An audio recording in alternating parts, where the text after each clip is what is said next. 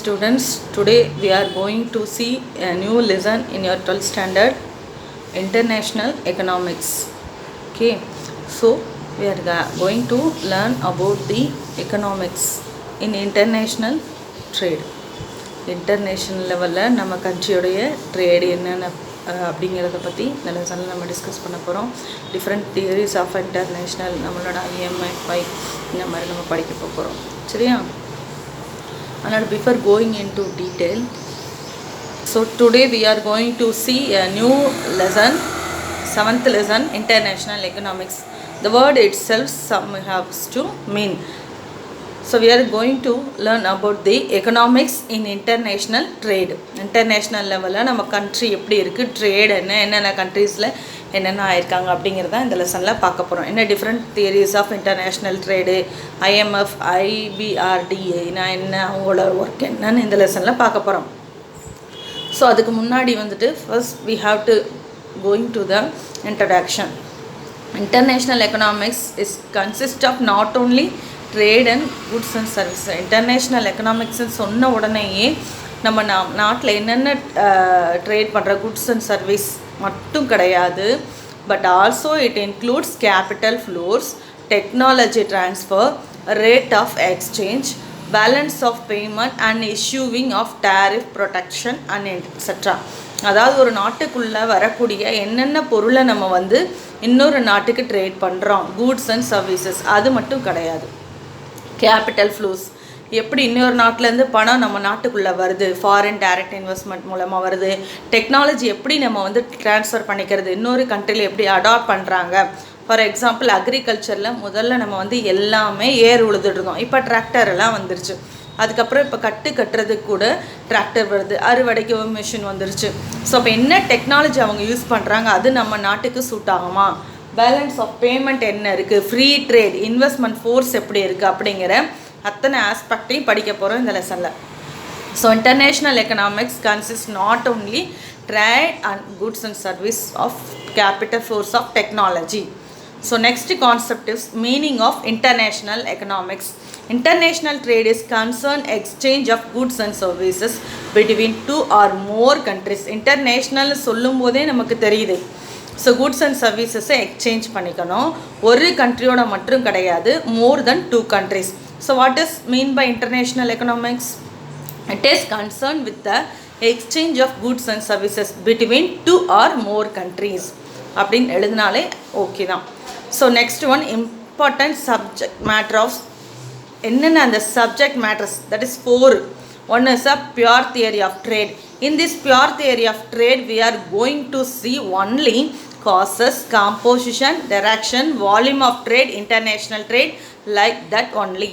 We are going to learn in pure theory of trade. Policy issues. Policy issues such as free trade protection, capital and technology, taxation, subsidies, foreign aids மட்டும் படிக்கிறது policy issues. So அதுக்கு முதல்ல pure தியரியோட பார்த்தது composition, direction, volume of trade வரும். Cartels and blocs. Cartel and பிளாக்ஸ்ன்றது customs union, monetary unions, trade blocs, economics unions, இதெல்லாம் படிக்கிறது கார்டெல்ஸ் அண்ட் பிளாக்ஸில். நெக்ஸ்ட்டு சப்ஜெக்ட் மேட்டரில் பார்த்தீங்கன்னா financial and trade regulatory. Trade ரெகுலேட்டரிக்குன்னு சில இன்ஸ்டிடியூஷன்ஸ் இருப்பாங்க, அவங்க தான் வேர்ல்டு லெவலில் பார்த்துப்பாங்க. ஸோ அதை பற்றியும் படிக்க போகிறோம். IMF, IBRD, WTO. ஸோ இப்போ பார்த்ததில் இன்டர்நேஷ்னல் எக்கனாமிக்ஸில் மீனிங் என்னென்னு பார்த்தோம், taking place between 2 or more countries. சரியா? Next one meaning of trade. So ட்ரேடுன்னா என்ன அர்த்தம்? ட்ரேட் ரெகுலேட்டரிக்குன்னு சில இன்ஸ்டிடியூஷன் இருக்கும், அதுதான் வேர்ல்டு லெவலில் பார்த்துப்பாங்க, அதை பற்றி தான் படிக்க போகிறோம். ஸோ அதில் IMF, IBRD, WTO. ஸோ இப்போ பார்த்தது இன்டர்நேஷ்னல் எக்கனாமிக்ஸ்னால் மீனிங் என்னன்னு பார்த்தோம், trade taking place between 2 or more countriesன்னு பார்த்தோம். So pure theory of trade. So next one meaning of trade. ட்ரேடுனா என்ன? அதே தான், trade means exchange of goods and services among people. ஓகேவா? கூட்ஸ் அண்ட் சர்வீசஸை நம்ம எக்ஸ்சேஞ்ச் பண்ணிக்கிறதுக்கு பேர் trade. This trade is taking place in 2 types. One is internal trade and another one is international trade. whereas internal trade is nothing but நம்மளுடைய territory border தெரியும் இல்லையா, இந்தியான்னு சொல்லும் போதே அந்த இந்தியாவுடைய நமக்கு மேப் ஞாபகத்துக்கு வரும். ஸோ இந்தியா மேப்புக்குள்ளே, அதாவது வித்தின் அ கண்ட்ரி, சரியா, காஷ்மீர் டு கன்னியாகுமரி, ஸோ எல்லா காஷ்மீர் டு கன்னியாகுமரி வரைக்கும் எல்லா இடங்களையும் ஒரு பொருளை ட்ரேட் பண்ணோம், பர்ச்சேஸ் பண்ணுறோம், ஸ்டேட் டு ஸ்டேட் பண்ணுறோம் அப்படின்னா அதுக்கு பேர் internal trade. Trade is taking place within a boundary of the country. சரியா, trade is taking place in within a boundary of country. Okay, so what is internal trade? Very good. The trade is taking place within the boundary of the country. Internal trade. It's also called a domestic trade or home trade. சரியா, இதை வந்து domestic ட்ரேடுன்னு சொல்லலாம், home ட்ரேடுன்னு சொல்லலாம், R intra regional ட்ரேடுன்னு சொல்லலாம். ஐ repeat இட்ரா, அதாவது home trade, domestic trade or intra ட்ரேடுன்னு சொல்லலாம், இன்டர்னல் ட்ரேடை. அடுத்து பார்த்தோன்னா இன்டர்நேஷ்னல் ட்ரேடு. இன்டர்நேஷ்னல் அப்படின்னா என்னது? Exchange of goods and services between 2 or more countries. நம்ம நாட்டுக்குள்ளேயே பர்ச்சேஸ் வியாபாரம் பண்ணுறதுக்கு பேர் இன்டர்னல்.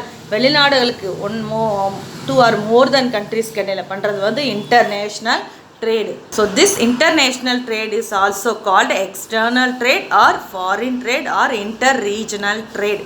சரியா, this you be expected by 1 mark question. So international trade வந்து external trade or foreign trade or inter-regional trade அப்படின்னு 3 நேம்ல சொல்லலாம். சரியாம்மா? சரி, now we will see what is the difference between internal trade and international trade. Meaning புரிஞ்சிருச்சு, நீயே இந்த கொஸ்டினை வந்து உன்னால் எழுத முடியும். சரியா, எப்படி எழுதலாம்? இன்டர்னல் ட்ரேடுன்னா என்ன சொன்னேன்? நம்ம நாட்டுக்குள்ளே நடக்கிறது இன்டர்னல் ட்ரேடு. வெளிநாடுகளுக்கு ஒரு 2 நாடுகளுக்குள்ளே நடக்கிறது பேர் இன்டர்நேஷ்னல் ட்ரேட். அப்போ இங்கே எப்படி இருப்பாங்க? This trade taking place different individuals and firms within the same nation. நம்ம கண்ட்ரிக்குள்ளேயே தான் இருப்போம், ஆனால் இண்டிவிஜுவல்ஸும் ஃபர்ம்ஸும், அதாவது கம்பெனிஸும் வேறு வேறையாக இருக்கும். ஆனால் இங்கே என்ன ஆகும்? இன்டர்நேஷ்னலில் டிஃப்ரெண்ட் கண்ட்ரியே இங்கே டிஃப்ரெண்ட்டாக இருக்கும். அப்புறம் கரன்சி பார்த்தோம். கரன்சி வந்து ஃபாரின் கரன்சி வந்து அங்கே என்ன செய்யும்? ஸோ ரூபா தான். நம்ம கண்ட்ரிக்குள்ளேயே தான் இருப்போம், ஆனால் இண்டிவிஜுவல்ஸும் ஃபர்ம்ஸும் வேறு வேறையாக இருக்கும். ஆனால் இன்டர்நேஷ்னலில் என்ன ஆகும்? டிஃப்ரெண்ட் கண்ட்ரிஸ் இருக்கும். சரியா, கண்ட்ரியே இங்கே வேறு மாதிரி இருக்கும். அப்புறம் கரன்சி பாருங்கள், இன்டர்னல் ட்ரேடில் ஒரே கரன்சி தான் நம்ம யூஸ் பண்ணுவோம். கர்நாடகாவோ ஜம்மு காஷ்மீர்லேயோ போய் வாங்குறோன்னா அங்கே தனித்தனி காசு கொடுக்க போகிறதில்ல, ஒரே ரூபா தான் கொடுக்க போகிறோம். ஸோ அதை தான் இன்டர்நேஷ்னல் பார்த்திங்க அப்படின்னா ரூபா கொடுப்போமா? மாட்டோம். என்ன கொடுப்போம்? அந்த நாட்டுக்குரிய காசை தான் கொடுப்போம். ஸோ இங்கே சேம் கரன்சி, இங்கே டிஃப்ரெண்ட் கரன்சி. அடுத்தது பாருங்கள், free flow of goods, there is no restrictions. நீ இங்கேருந்து ஜம்மு காஷ்மீர் கொண்டு போகிற யாராவது என்ன ஏது ஒன்றை பிடிச்சி வச்சுக்க போகிறாங்களா? கிடையாது, ஒன்றுமே கிடையாது. அதாவது நம்ம நாட்டுக்குள்ளே நம்ம எங்கே வேணாலும் போகிறதுக்கான நம்மளுக்கு என்ன இருக்குது? இண்டிபெண்ட் இருக்குது. சரியா, so free flow of goods, no restriction. இன்னொரு கண்ட்ரிக்கு நீ பொருளை எக்ஸ்போர்ட் பண்ணுற அப்படின்னா ஈஸியாக நம்மளால் மூவ் பண்ண முடியாது, நிறைய ரெஸ்ட்ரிக்ஷன்ஸ் இருக்கும். சரியா, ஸோ அதே மாதிரி லேபர் அண்ட் கேபிட்டல். நீ வந்து தமிழ்நாட்டில் இருக்க, உனக்கு ஒரு வேலை கிடச்சிருக்கு, இதே வந்து டெல்லியில் உனக்கு இதே வேலை இன்னும் கொஞ்சம் பெட்டர் சேலரியில் கிடைக்குது அப்படின்னா யூ கேன் மூவ். அது இன்டர்னலில். சரி, அது இன்டர்நேஷ்னலில் ஒரு கண்ட்ரிலேருந்து இன்னொரு கண்ட்ரிக்கு நீ சாதாரணமாக போக முடியுமா? இப்போ நீ டெல்லியில் கிடச்சிது, டக்குன்னு நீ பாட்டுக்கு போயிடுற. நம்ம நாட்டுக்குள்ளார அப்படிங்கும்போது நம்மளால் ஒரு இடத்துல இன்னொரு இடத்துக்கு போகிறதுக்கு முழு விதமான சுதந்திரங்கள் இருக்குது. இதுவே வெளிநாட்டுக்குங்கும் போது நிறைய என்ன இருக்குது? ரூல்ஸ் அண்ட் ரெகுலேஷன்ஸ் இருக்குது. சரி, okay. At the same time physical and geographical conditions is more or less shameless.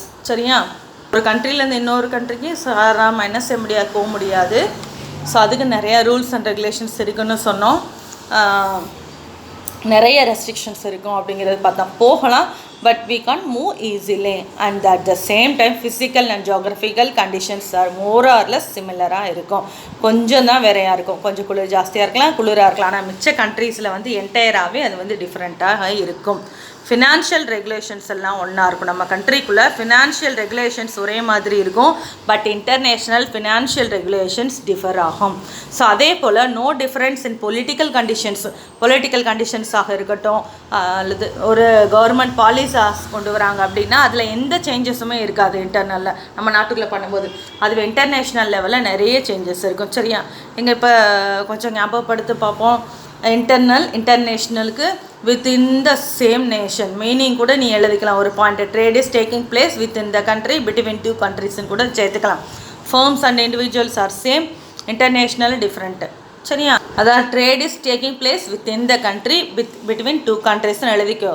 Firms and individuals are same, internationally different. Labor can move easily, labor cannot move easily. Common currency, different currency. Geographical condition similar, இங்கே டிஃப்ரெண்ட்டாக இருக்கும். சரியா? புரிஞ்சுதாப்பா? Next topic போகலாம்.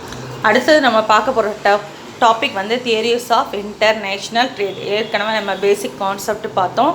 Internal and international ட்ரேடோடைய differentiate பார்த்தோம். சரியா? The classical theories of international trade. First, initially it was developed by Adam Smith, that it's called by absolute Scott advantage. First இந்த தியரியை வந்து ஆடம் ஸ்மித் அப்படிங்கிறவர் டெவலப் பண்ணார். அவர் எப்படி பார்க்குறாரு இந்த தியரி, எப்படி சொல்கிறார் அப்படின்னா அப்சல்யூட் காஸ்ட் அட்வான்டேஜ் அப்படின்னு சொல்கிறாரு. சரியா? ஆடம் ஸ்மித் எப்படி சொல்கிறாரு? Absolute cost advantage. So first இந்த தியரியை வந்து ஆடம் ஸ்மித்துங்கிறவர் டெவலப் பண்ணார். அவர் எப்படி சொல்கிறாருன்னா இந்த தியரியை absolute cost advantage, but it was formulated by David Ricardo and he call this theory as comparative cost advantage. Adam Smith என்ன சொன்னாருன்னா absolute cost advantage, but David Ricardo has called it as comparative cost advantage. But later, many economists define this theory in their own way, like J.S. Mill, Carnes, Bastille, அப்படிங்கிற ஹார்பர்ட் இவங்கெல்லாம் வந்துட்டு வேறு மாதிரி சொல்கிறாங்க. So I repeat it, David Ricardo is called as a comparative cost advantage, but later many economists are called their own way. Now we will see one by one what this theory. First we are going to see Adam Smith absolute cost advantage. Adam Smith theory na in absolute cost advantage. Absolute cost advantage la Adam Smith has argued that every country will be benefited only if there is free trade and specialization in the year production. This is called as absolute cost advantage. Okay, Adam Smith என்ன சொல்கிறாருன்னா, இப்போ நம்ம free trade இருக்குல்ல, எல்லா கண்ட்ரியுமே வந்துட்டு benefit ஆவாங்க. எப்போ benefit ஆவாங்க? ஃப்ரீ ட்ரேட் இருக்கணும் அண்ட் ஸ்பெஷலைசேஷன். அந்த ப்ரொடக்ஷனில் நம்ம கண்ட்ரி ஸ்பெஷலைஸ்டாக இருந்ததுன்னா ரெண்டு கண்ட்ரிக்குமே பெனிஃபிட்னு சொல்கிறாங்க. Okay, so now we will see the theory. Here we are taken only two countries, trade between only two countries. We are not going to take it for many countries. ரெண்டே கண்ட்ரியில் நம்ம எடுத்துக்கிறோம். So அப்போ அந்த ரெண்டு கண்ட்ரியுமே எப்போ benefit ஆவாங்கன்னா only when one country produce a commodity and absolute cost advantage over the production of another country. I repeat, we are taken only two countries, trade between only two countries. We are going to take a many countries. ரெண்டே country தான் நம்ம எடுத்துக்கிறோம். அப்போ அந்த ரெண்டு கண்ட்ரியுமே எப்போ benefit ஆவாங்கன்னா only when one country produce a commodity at absolutely cost advantage over the production of another country. Okay, so we will better understand this theory by this example. So before we are going to this theory, we will see the assumptions. The assumptions இருந்தால் மட்டும்தான் இந்த தியரியை வந்து நம்மளால் சரியாக பார்த்துக்க முடியும். So அப்போ தான் அது வந்து வேலிடாக இருக்க மாதிரி இருக்கும். ஸோ அசம்ஷன்ஸ் அப்படிங்கிறது என்னென்னா, here we are taking only 2/2 model. That is 2/2 மாடல்ன்றது ஒன்றுமே கிடையாது. திஸ் இஸ் 2 கண்ட்ரிஸ் இருப்பாங்க அண்ட் ஒன்லி 2 கமாடிட்டிஸ். ஸோ எத்தனை கண்ட்ரி இருப்பாங்க? ரெண்டே கண்ட்ரி தான். எவ்வளோ கமாடிட்டிஸ் ப்ரொடக்ஷன் பண்ணுவாங்க? ரெண்டே கமாடிட்டிஸ் தான் ப்ரொடக்ஷன் பண்ணுவாங்க. அண்ட் ஆல்ரெடி இன்னும் ஃபர்ஸ்ட் ரெண்டே கண்ட்ரி தான், ரெண்டே கண்ட்ரி கமாடிட்டி ப்ரொடக்ஷன் பண்ணுறாங்க. சரியா? Already in your first year you have to study the factors of production. What are the factors of production, children? Land, labor, capital, organization. But here we are taken only the labor. Okay, so labor is the only factors of production, and this labor are a homogeneous. What is mean by homogeneous? The same. So labors are labors nuடைய work வந்து எப்படி இருக்கும்னா in this same. So there is no heterogeneous labors, homogeneous labors. What are the three important assumptions, children? Two countries, two commodities. And factors of production is those labors are homogeneous. And the price is measured by labor required to produce it.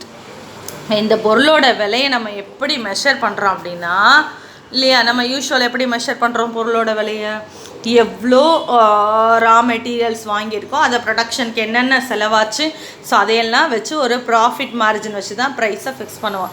But here according to Adam Smith the price is measured by labours required to produce. So இந்த ஒரு கமாடிட்டியை production பண்ணுறதுக்கு நம்மளுக்கு எத்தனை labours தேவை. For example ஒரு door பண்ணுறோம் இல்லை ஒரு டேபிள் பண்ணுறோம் அப்படின்னா அந்த ப்ரொடக்ஷனுக்கு நமக்கு எத்தனை லேபர்ஸ் தேவை, 3 பேர் வேணுமா, 5 பேர் வேணுமா, இல்லை ஒருத்தர் போதுமா, அதை பேஸ் பண்ணி தான் ப்ரைஸ் ஃபிக்ஸப் பண்ணுறோம். And there is no transportation cost. Transport cost இங்கே இன்க்ளூட் பண்ணலை. But in reality we have to include transportation cost. So அந்த காஸ்ட் யார்கிட்ட நம்ம பேர் பண்ணிக்க முடியும், we are including. But as per this theory there is no transport cost. Are you clear? So the 5 assumptions நல்லா ஞாபகத்தில் வச்சுக்கோ. 2 countries, 2 commodities. Labor, factors of production, they are homogeneous. Price is fixed based on the labors. And there is no transportation cost. Okay. So இந்த தியரியை என்ன சொல்கிறாங்க அப்படின்னா, so this theory we are taken only 2 countries. Okay, இப்போ 2 கண்ட்ரியாக எடுத்துக்கிறோன்னு சொன்னோம் இல்லையா அசம்ஷனில். So 2 countries we are taken, India and China. இப்போ சைனாவோட நம்ம ப்ராப்ளம் இருக்கனால நம்ம வேறு ஏதாவது கண்ட்ரி எடுத்துக்கிறோம், சரியா, ஜப்பான் எடுத்துக்கிறோம். ஸோ இந்தியாவும் ஜப்பானும் 2 கமாடிட்டிஸ் ப்ரொடக்ஷன் பண்ணுறாங்க. என்ன ப்ரொடக்ஷன் பண்ணுறாங்க, வீட் ப்ரொடக்ஷன் அண்ட் வீட்டும் க்ளோத்தும் ப்ரொடக்ஷன் பண்ணுறாங்கன்னு வச்சுக்கோ. ஸோ இந்த டேபிளை பார்க்கும்போதே you will get then idea எந்த கண்ட்ரி அதிகமாக வீட் ப்ரொடக்ஷன் பண்ணுறாங்க, இந்தியா. ஸோ இந்தியா எவ்வளோ ப்ரொடக்ஷன் பண்ணுறாங்க, 20 பண்ணுறாங்க. அண்ட் எந்த கண்ட்ரியில் வீட் எவ்வளோ ப்ரொடக்ஷன் பண்ணுறாங்க, only 8. சரியா. ஸோ இந்தியாவில் க்ளோத் எவ்வளோ ப்ரொடக்ஷன் பண்ணுறாங்க, 6. சரியா. அடுத்து சைனாவில் எவ்வளோ க்ளோத் ப்ரொடக்ஷன், ஜப்பானில் எவ்வளோ க்ளோத் ப்ரொடக்ஷன் பண்ணுறாங்க, 14 ப்ரொடக்ஷன் பண்ணுறாங்க. இதை பேஸ் பண்ணி ஒரு டேப்லர் காலம், ஒரு டயக்ராம் நம்ம போடுறோம். என்னது, ஒய் ஆக்சிஸில் we are taken wheat, X axis we are taken cloth. Okay, இப்போ இந்தியா ப்ளூ லைன் கொடுத்துருக்காங்க பாரு. இந்தியாவில் வீட் 20, க்ளோத் 6, இது ஒரு லைன். அடுத்தது ஜப்பானில் வீட் 8ம் க்ளோத் 14ம். இப்போ எந்த கண்ட்ரி எதை ப்ரொடக்ஷன் பண்ணால் அவன் நல்லா லாபம் சம்பாதிப்பான். ஸோ இந்தியாவில் எது ப்ரொடக்ஷன் பண்ணால் லாபம் சம்பாதிக்கலாம், வீட். ஸோ ஜப்பானில் எது ப்ரொடக்ஷன் பண்ணால் சம்பாதிக்கலாம், க்ளோத், இல்லையா. ஸோ அதை தான் அவன் அப்சல்யூட் அட்வான்டேஜ் தியரின்னு சொல்கிறாரு. If India will concentrate on the production of wheat then China, இந்த எக்ஸாம்பிள் எடுத்துக்கிறதே சொல்லிக்கலாம், சரி, அதர்வைஸ் கன்ஃபியூஸ் ஆகிடும். So India concentrate in the production of wheat then China. சரியா, க்ளோத்தை ப்ரொடக்ஷன் பண்ணுறதை விட வீட்டை ப்ரொடக்ஷன் பண்ணணும்னா we are getting more profit. Okay, similarly so க்ளோத்தை ப்ரொடக்ஷன் பண்ணுறதை விட வீட்டை ப்ரொடக்ஷன் பண்ணோம்னா we get a more. Okay,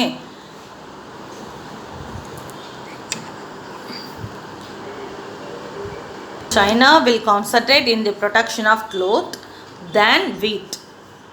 சரியா, then China will get a more profit.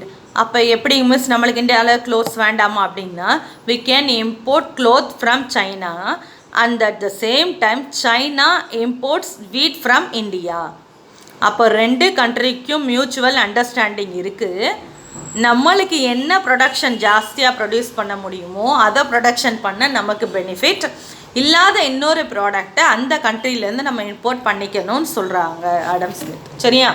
So ரொம்ப சிம்பிள். ஆடம் ஸ்மித் வந்து 2 ப்ரொடக்ஷன் பெட்டர் எக்ஸாம்பிள் நம்ம எடுத்துக்கலாம். உனக்கு எக்ஸாம் டைமில் நீ ஏதோ ஒரு கொஸ்டின் புரியலைன்னு வச்சுக்கோ, உடனே உன் ஃப்ரெண்டுக்கிட்ட என்ன சொல்லுவா, இந்த கொஸ்டினை நீ படிச்சுட்டு வந்துடு, இன்னொரு கொஸ்டினை நான் படிச்சுக்கிறேன், 2 பேரும் சேர்ந்து டிஸ்கஸ் பண்ணிக்கலாம், மெயின் கான்செப்டை டிஸ்கஸ் பண்ணிக்கலாம், நம்மளுடைய ஓன் வேர்ட்ஸில் எழுதிக்கலாம் டிஸ்கஸ் பண்ணிவிட்டு அப்படின்னு நினைக்கணும். ஸோ அவனுக்கு இந்த மாதிரி 2 பேரும் உன்னுடைய கான்செப்டை வந்து ஈஸியாக புரிகிறாப்புல அவனும் நீ அவனுக்கும் சொல்லித்தருவேன். ஸோ இந்தியாவில் நம்ம கண்ட்ரியில் நல்ல வீட் ப்ரொடக்ஷன் பண்ணுறோம், சைனாவில் க்ளோத் ப்ரொடக்ஷன் பண்ணுறான். நம்மளுக்கு என்ன ப்ரொடக்ஷன் பண்ண முடியும், நம்மளுக்கு என்ன வருமோ அதை ப்ரொடக்ஷன் பண்ணுவோம், இல்லாத இம்போர்ட் பண்ணிக்கலாம். That is what absolute cost advantage theory. Okay, 2 countries என்னென்ன கண்ட்ரி எடுத்துக்கிட்டோம்? India and China. 2 ப்ராடக்ட்ஸ், வீட்டும் க்ளோத்தும் லேபர்ஸ் மட்டும்தான் எடுத்துக்கிறோம். ஸோ எது நிறைய ப்ரொடக்ஷன் பண்ண முடியுமோ அதை ப்ரொடக்ஷன் பண்ணுறோம், இல்லாததை என்ன பண்ணுறோம்? இம்போர்ட் பண்ணிக்கிறோம். தென் both the countries are mutually benefited. Okay, that is what this theory has been explained. Are you clear? Yes.